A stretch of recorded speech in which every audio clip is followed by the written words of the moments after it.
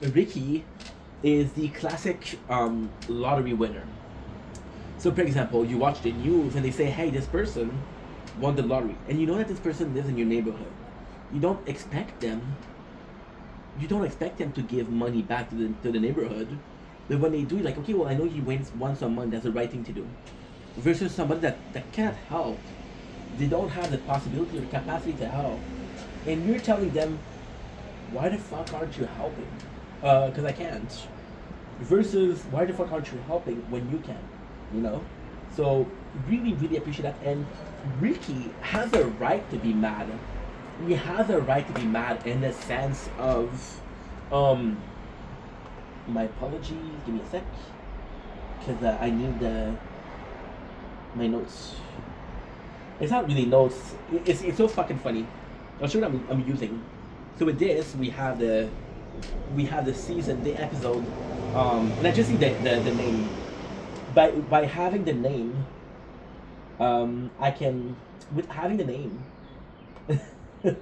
I can do it. So for example, right, never cry, never trust a man with no shirt off, which was in season 2 last week. I forgot to add something. I forgot to add that this was the first episode where we see Officer George Green, but I know by heart. Because of Freedom, great episode. H. Poorly, is annoying the second time you watch it, the third time you watch it, unwatchable the 10th time. However, it is picture perfect season number 3, because it's the picture perfect of everything that's wrong with season 3, but also everything that's right with season 3. Okay, I'm trying to get. I like watching something in the background, and right now we're looking for it. The truth. I found it. There's ads that are lasting so long. Okay, episode number 2. Episode number 2 is what? Fuck. Assistant, Trailer Park Supervisor Assistant, which I personally want to take it as a in to Dwight, who's the assistant to the assistant manager. One of the best episodes ever made. One of my favorite. And again, when I say that season 3 feels a little bit worse than season 2, but have some great moments, I'm talking about episode number 2. So, the way they're putting it, is so beautiful. The writing for this season has really, really, really improved. These are the episode with Kitty, Bubbles, who lost his kitty. Now, technically speaking, you would have a character that you, and this is why the writing is so good. You would have a character that you don't know, and it would be, let's you would have Philadelphia Collins that we saw a couple of times, but it wouldn't matter. You would have Ricky, who doesn't like Leahy, and you would see like, oh, it's Ricky trying to give some trouble to Leahy. You would have Julian, and you would say, well, Julian take care of himself. What's going on? But Bubbles is crazy good. He lost his kitty in the gutter, Mr. Melstein, which is a great name. Then he complained, and then because he complained, Barbara, which is the ex-wife of Leahy, but also the Trailer Park Boy owner, the Trailer Park owner, she gives shit to Randy, and Randy says frig off. And this is one of the best thing about Randy. This is why I love Randy. So Randy is saying frig off when Ricky and Julian constantly say fuck you, fuck off, Dick Wad, Dick Weed, Sam Squanch, when they constantly insulting. See, Randy frig off might be more polite, but it's still fuck you, go fuck off, right? Is the intent behind it.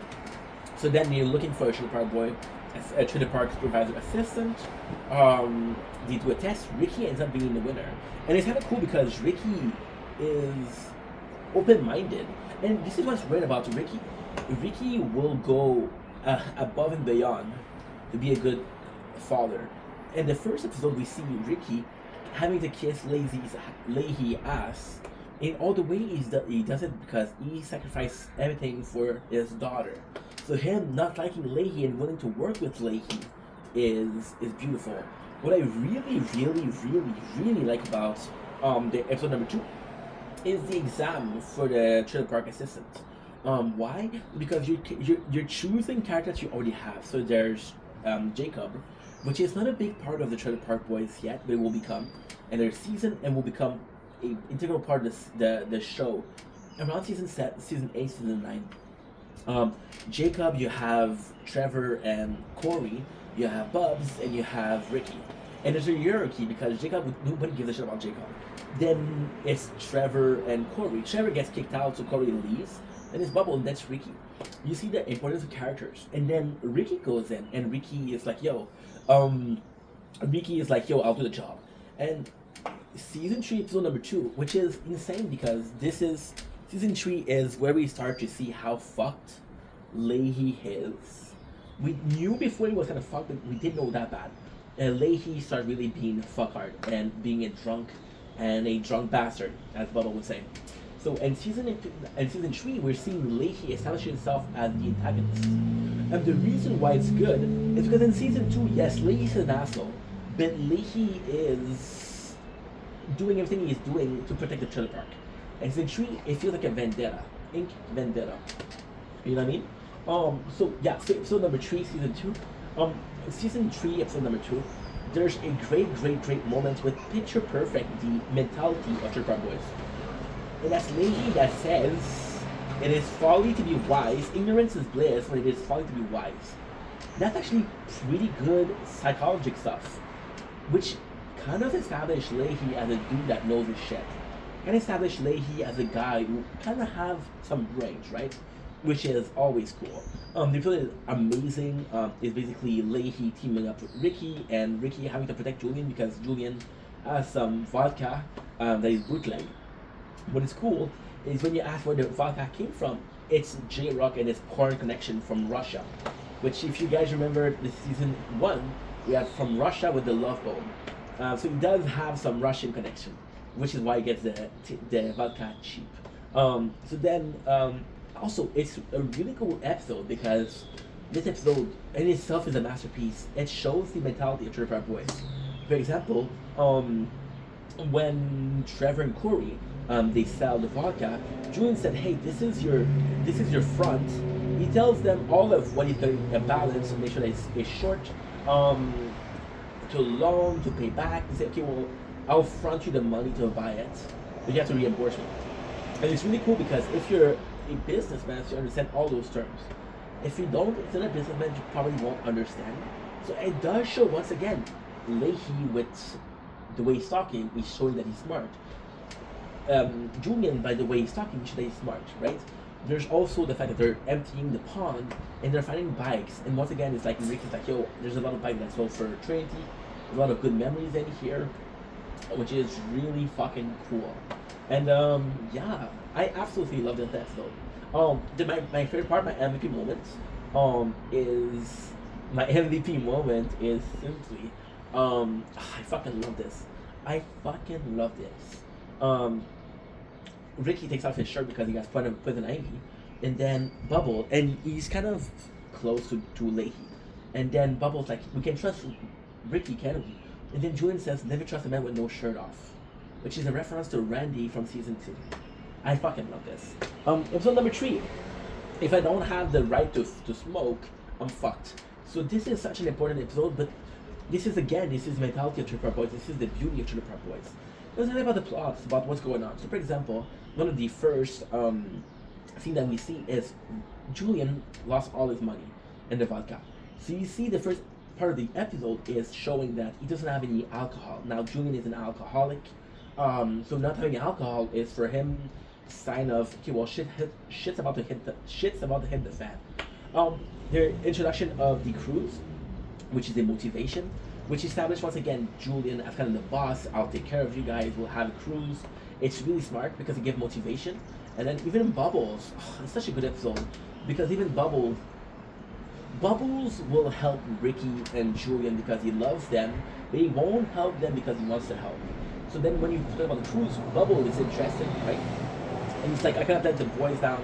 So what they do is, Julian doesn't have money, doesn't know what to do. And then it's Ricky that has the idea. And you see this happening a lot. So for example, we just saw the movie, Trailer Park Boys, the movie. The Big Dirty, it was Ricky's idea. Julian took it. So Julian, because he's able to utilize the ID better than Ricky, he'll come up with a longer plan. And I love this team because Ricky is impulsive. I'll find the ID. Just like, okay, well, you know what? This is actually pretty smart. Diesel propane. Again, you got the best moment, which is Trevor and Corey stealing gas, and then Trevor fucking goes into a football mode and avoids some guard. I was like, holy shit, you go. And we also see Trinity and how hard it is to be a father. At first, didn't understand how hard it is to be a father. At first, I didn't understand why they put it, but it makes sense. Trinity being such a fuck up of a daughter, and I love Trin. I love Trin. One of my favorite characters. But it's a direct result of Ricky being in jail, you know, and it's a perfect result of life in general. For example, you did a video yesterday, saying I love that we're making that much content, but I'm a bit depressed, and the amount of work we do doesn't make any difference if we spend weeks being depressed and not doing anything. So Ricky doesn't. It doesn't matter how good of he is as a dad, as long as he doesn't take care of Trinity, right?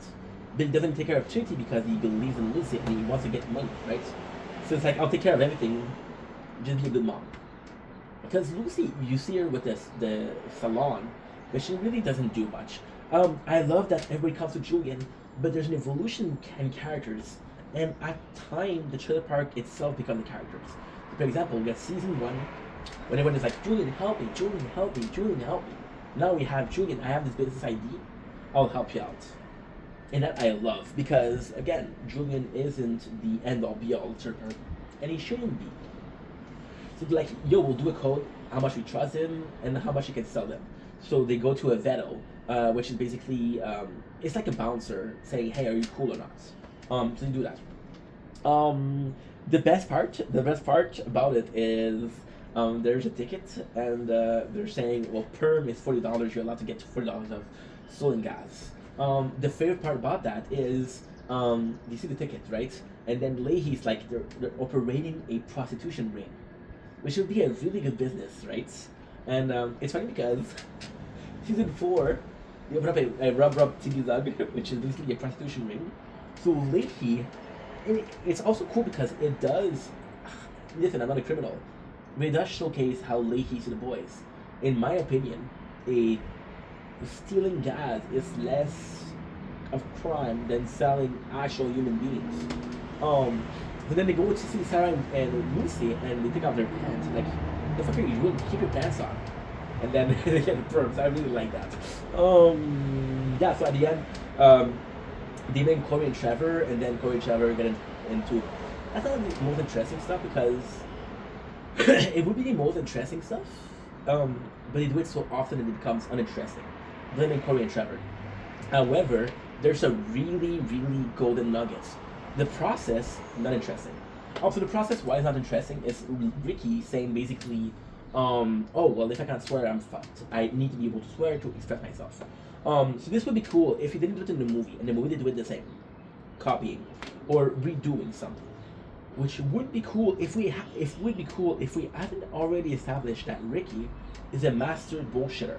He bullshit the police into getting out of tickets. So it's not a skill that he learned, it's a skill that he has. And then it's lessened the whole thing. You understand? Cool. Next on the list we have, why is it so cool? Because they're interviewing, for example, J-Rock, and they're saying, and he still does a little rap, which is, if I remember correctly, is, I spend more rhyme than a lazy Susan, and I'm innocent until my guilt is proven. Peace represents Sunnyvale, shut the fuck up. And I love that because this is how badass the trailer park is. We got Ricky and Julian that are coming in front of the camera. And there's a beauty in there because back in the day, this mockumentary wasn't really popular. You had The Office and Trailer Park Boys. Then you had Park and Rec, and then you had Brooklyn Nine-Nine, which are great shows. Nine-Nine. And then it's kind of funny because we know they're guilty, but it's kind of funny because we're basically filming the life of these people pretending it's a documentary, and we're filming them being filmed and interviewed. And you would think it's fiction, but it's much more than that. So I really enjoy that. Number 4, Who's a Microphone Assassin? Who's a Microphone Assassin is one of my favorite episodes. Okay, season 3 is awesome. I'm sorry. Who's a Microphone Assassin, which is really good, is basically we're getting more of J-Rock. Now, the crazy thing about this episode is we're 3 seasons in. No, by the way, 3 season episode number 4 is next to the halfway of the show. Since season 1, we established J-Rock being very important. You could talk about how From Russia with the Love Bone is a J-Rock episode. I wouldn't agree. I would say it's more so a Ricky episode because he needs a cash to save Salmon. This is the first episode where we really see J-Rock. It starts with a video clip. It starts with that. Then the flea market. The flea market is once again such an important part because it's a park coming together for an occasion. And then they're selling tickets and then they're doing a show. So the show is also cool. Now J-Rock says, okay, well, I'll promote my music. And I'll use other people, right? And technically, yes, it sucks. Technically, it's illegal. But think about this.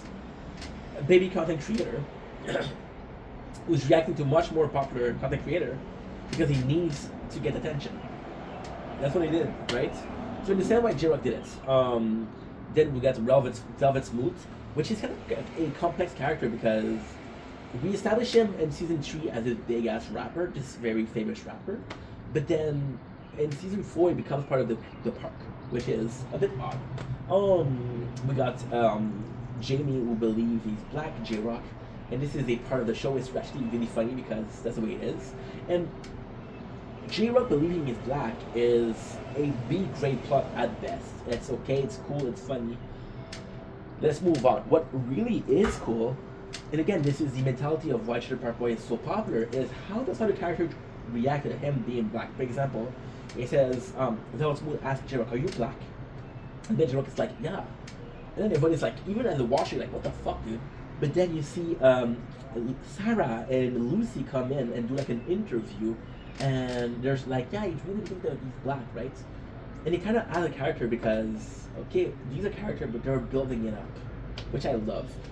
My MVP moment isn't J-Rock. My MVP moment isn't Julian. My MVP moment isn't Ricky. My MVP moment is Bubble rapping. And what I love is because J-Rock gets bullied off stage by Velvet, and then Julian's like, yo, Bubble, I need you to rap. And Bubble, why it's so funny that he's rapping is because Bubble's a musician. So him doing that is kind of, it's kind of funny. But what is even funnier is that when he is rapping, people love Bubble in the park. Once again, you know what I'm talking about? Sarah and, know what I'm saying? Sarah and Lucy defending J-Rock on his belief of being black. Well, people like Bubbles, and right away they're like, go Bubbles, go Bubbles. And it's such a great time. I'm going to give an example of another crazy cool moment, and it's J-Rock getting caught masturbating, right? And it's supposed to be super funny, and it would be if it was made to be humiliating, it would be my MVP moment. Not because I don't like J-Rock, although later season J-Rock is a fucking joke. I do like J-Rock, but it's more so my favorite moment because the boys are like, yo, it's cool. I jerk off too. There's no shame in there. And it should be a moment where we make you embarrassed, but it's a moment actually where we're bonding over something that happens. Right? And another point, very, very simple. Very, very simple.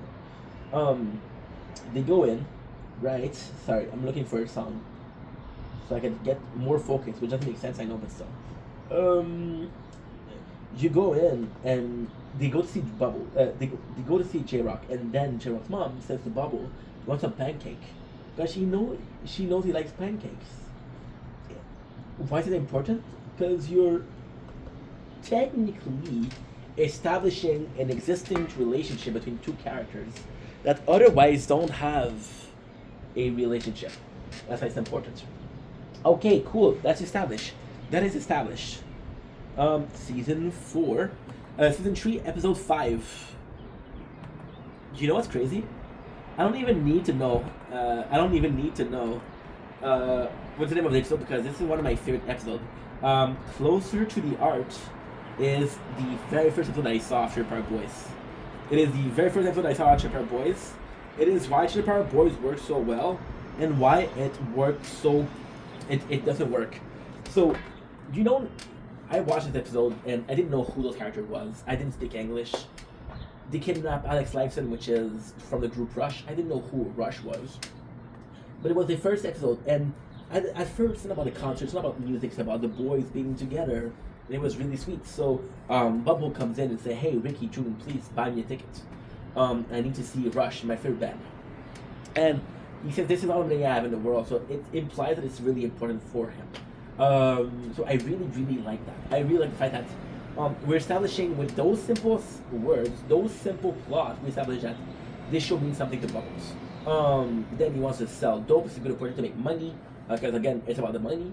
But then it's so fucking funny because it's about the music for Bubbles and it should be about music for everybody else. What I love is we established that Leahy and Randy hates Ricky and Julian, but we established once again because the park is disgusting and there's filth everywhere, so they blame Ricky and Julian because there's filth everywhere. Barbara says, "Don't take care of this weekend. No camping trip for you." So again, you ruin your camping trip, we'll ruin your concert. So then becomes a battle of Leahy buying every single ticket, which is a dick move. It becomes the battle of Randy becoming the assistant of Alex Lifeson in the Groove Brush, which was supposed to be Bubbles because Bubble had the answer. So they're calling it a radio. And again, you're doing something so good because the radio that they call is Steve Roger, which is the celebrity Enter the Park Boys in the lore. He's the biggest celebrity.